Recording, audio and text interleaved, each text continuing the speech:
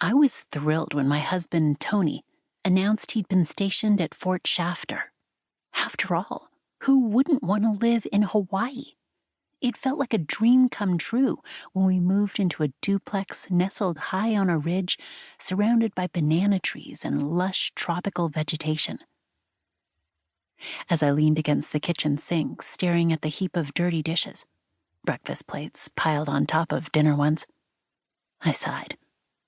This was so unlike me. I could count on one hand the number of times that I'd left dishes in the sink overnight, as I found it inspiring to start my day with a clean kitchen. Early in our marriage, I'd made it clear to Tony that I wasn't going to have a cluttered kitchen like his mom's. I turned on the hot water, letting it run and watching the steam rise as I poured another cup of coffee. I'd need it to get through the morning. Giggles echoed into the kitchen. Crystal and Drew, both 3, were in the family room playing, while I had already dropped Matthew and Jenna off at their respective schools. Matthew, my oldest, had been eager to go, his eyes disappearing into his smiling cheeks as he told me about helping his teacher read the announcements. That was a big deal for a 3rd grader. His smile was so contagious, you couldn't help but smile back at him. Jenna, on the other hand, had been subdued, but that was better than the alternative. Ever since we'd adopted her and her brother Drew 4 months ago, our house had been subject to frequent screaming fits. And while my usual tricks worked with her brother, nothing seemed to help when it came to calming Jenna down. Sometimes Jenna would wake up in the middle of the night, crying out hysterically, "They're fighting and he's going to get me!"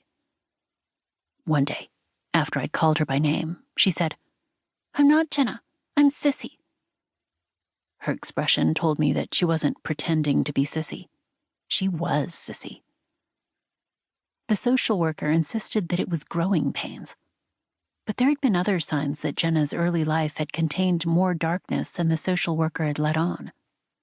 Jenna had shown no regret in leaving her foster parents, and the first time we'd given her a bath, she had rolled over with a glazed look and spread her legs.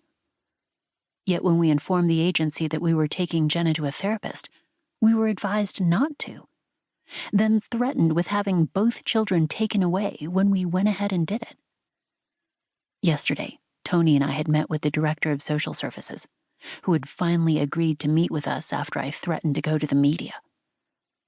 We wanted to hear from social services how they were going to offer support in helping us care for Jenna. We also wanted an apology for how they'd mistreated our family.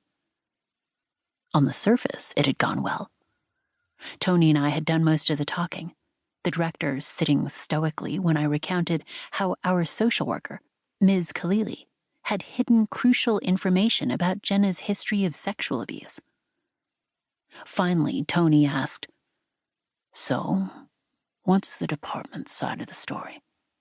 "She should have told you," the director replied. "I'll investigate your complaint and get back to you. In the meantime, the children will remain with you." And yet, I still felt uneasy.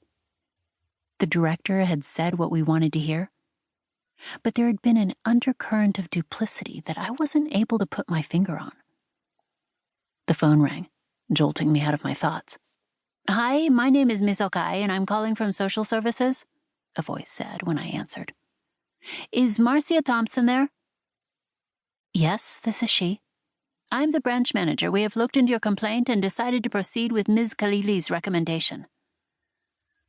My heart dropped in my stomach. I held onto the counter to steady myself against this bombshell. Didn't Ms. Khalili tell the kids that they'd never have to move again?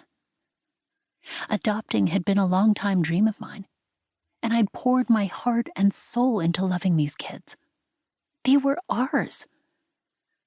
"What?" I stuttered, trying to find the right words. "We haven't even told them they might be moving yet, and the therapist said that Jenna needs help to bond with us." There's a rapid knock on our screen door, and Crystal and Drew went running to see who was there. Before I could reach it, Ms. Khalili and another social worker stepped into our home.